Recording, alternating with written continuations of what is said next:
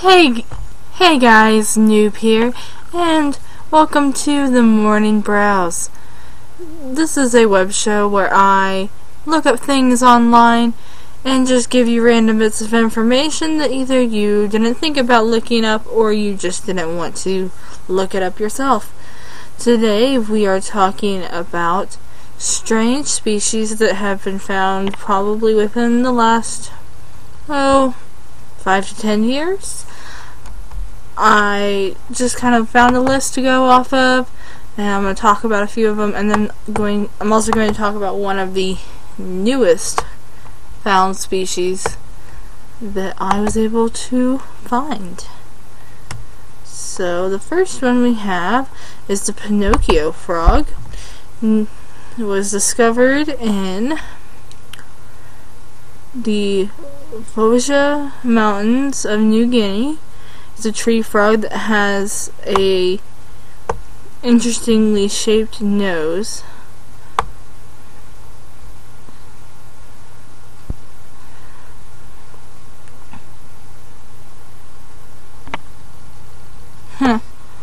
When the male frog calls, the Pinocchio-like nose points upward, and then when it's done making noises, it falls back down. So it basically gets an erect erect nose. Sorry for blah blah blah. Just that's the name of this episode today. Blah blah blah. Next one is sandhoppers of unusual size. It says that after the British Atlantic Survey ventured into the depth of the Southern Ocean, they revealed an array of bizarre new sea creatures. Among them was a sandhopper,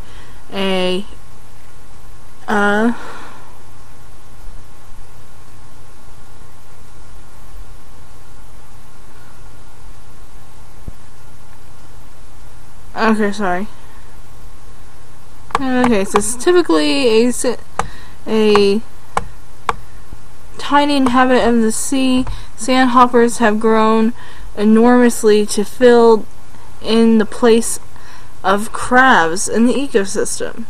So they're getting much larger, even if they're not necessarily a new species themselves. This one here was discovered in 2009 in Papua New Guinea, and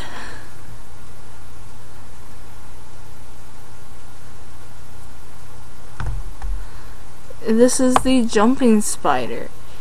It says it has 8 watchful eyes and 8 very jumpy legs. The thing that made this very different is it wasn't just a new species of jumping spider, but it was an entirely new, I guess that's supposed to say like genus or something. It says genera, so I don't know exactly what that means. In the animal kingdom, there's like different layers of the animal kingdom. It's not just a different species, but like a few levels up is a whole new bracket that's different than most other spiders. The next one is a pea-sized frog, and this thing is adorable. It was announced in August of 2010 that it was in a pitcher plant on the pitcher plant on Borneo, an island in Southeast Asia. At first, the scientists assumed they were looking at young frogs, but soon realized that even the largest male failed to reach half an inch in length.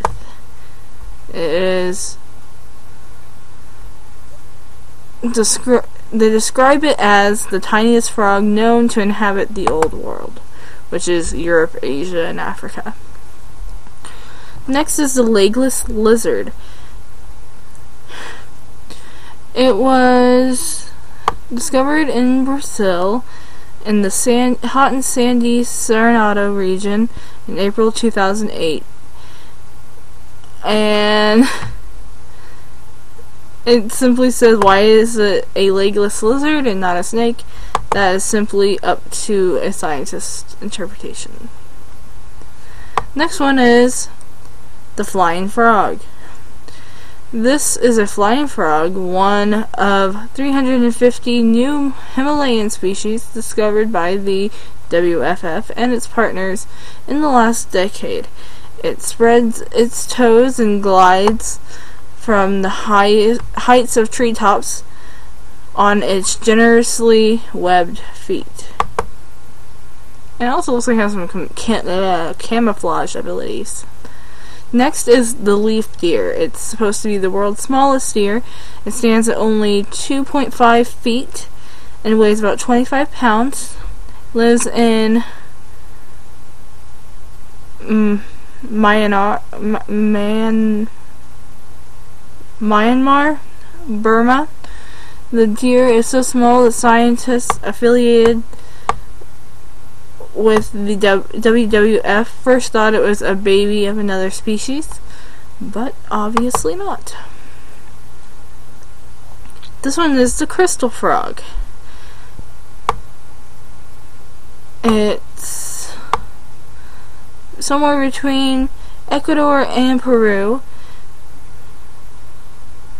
and when scientists were finally let into this region around 2009, they found many new species, and some that were completely bizarre, such as the crystal frog, who has translucent skin so you can see its tiny heart beating through its chest. I think that one looks really neat though. Next is the ugly salamander. Goodness gracious.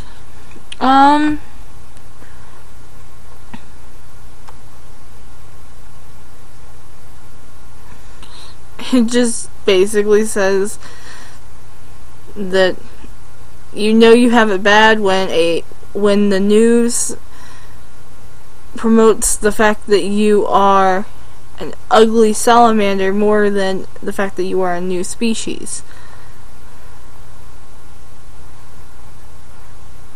And really there's not much about this. It's just called the ugly salamander, and they say it looks like a little alien.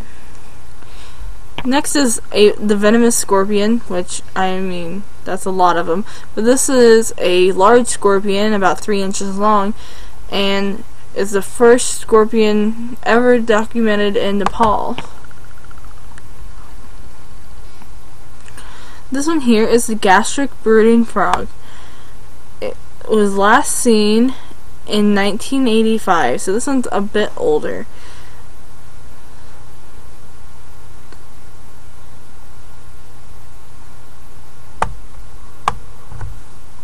And it was something that had been around even in 1914, because it says this is one of 2 frogs who would raise their young in a very bizarre manner. The females would swallow the eggs and alter the chemistry of their stomach so that the tadpoles could develop in the juices, and then the baby frogs would climb out through the mother's mouth.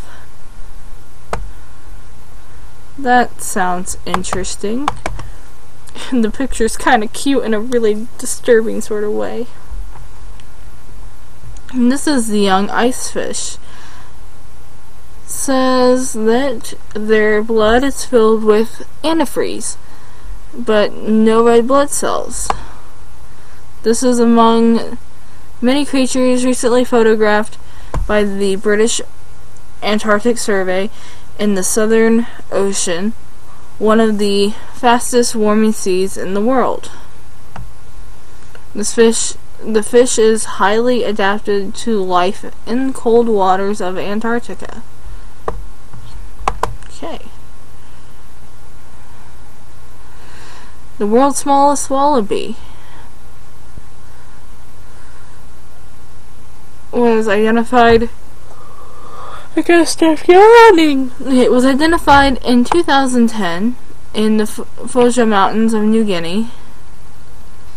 And this is just a species of wallaby that is the smallest that they have found so far. The next one is the bird-eating vampire frog.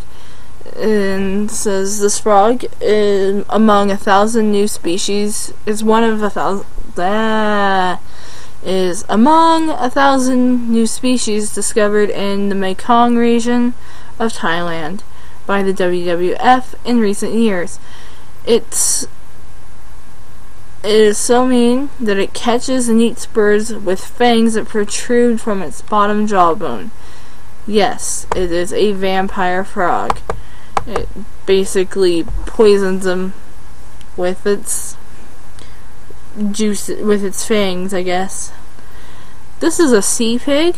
It's a sea cucumber of sorts. And they are normally caught off the coast of Antarctica.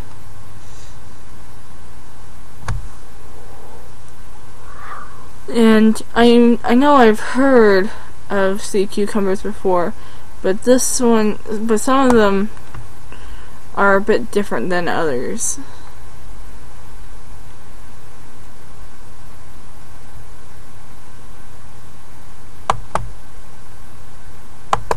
It says that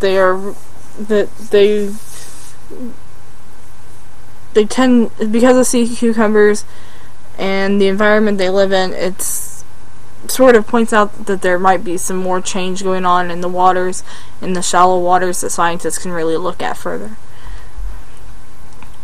Next is the minute frog, one of the smallest species of vertebrates ever identified in the Andes, and one of the smallest frogs in the world. And it's called the minute frog. And that's all it says. This is the sonic katydid. It is with a call so high-pitched it's inaudible to human ears. It's a wonder that scientists were able to find the katydid, but they did in 2009 in an expedition to Ecuador near the border of Peru.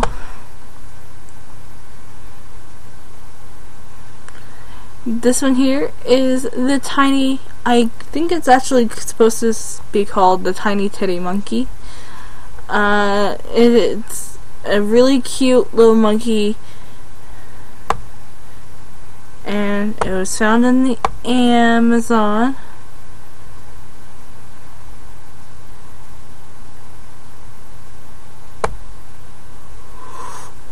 I gotta quit yawning. I'm so sorry, guys. I'm recording this at night, and it's making me tired.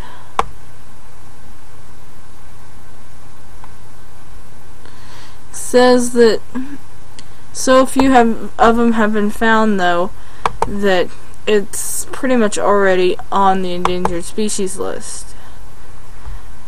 So the creature that is, or the new species that was found very recently, like within the past year,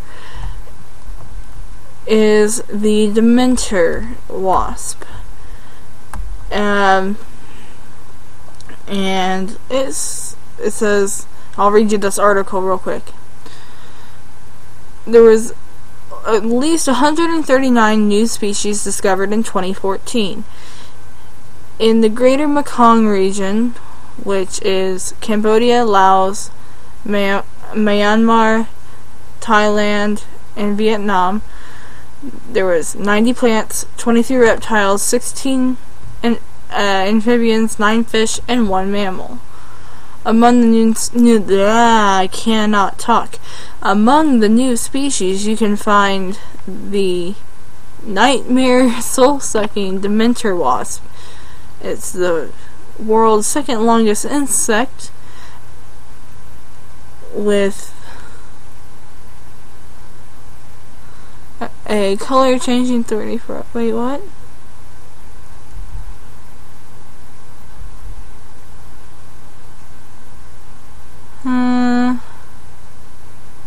Okay. Anyways, the wasp steals its prey's free will with a single sting before eating it alive. Sounds like a monster out of a horror film, it says. Visitors to the Berlin Natural History Museum certainly thought so, and so they named it the Dementor when voting on a name for it. The Dementor wasp hunts cockroaches, injecting a venom into the mass of neurons on the prey's belly that turns the roach into a passive zombie. Cockroach wasp venom blocks receptors of the neurotransmitter. Okay, whatever. Blah blah blah blah blah. The cockroach is still capable of movement, but is unable to direct its own body. Once the cockroach has lost control, the wasp drags its stupefied prey by the antenna to a safe shelter to devour it.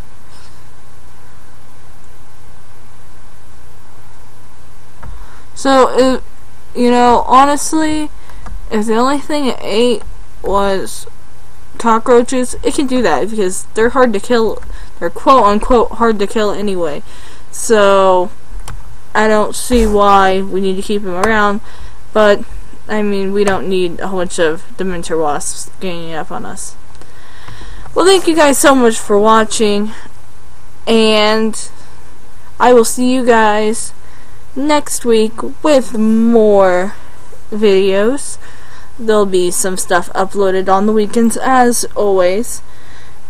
And I am so tired. I'm gonna go to sleep, and then you guys are gonna see this video like in the morning or at a random time like a year from now.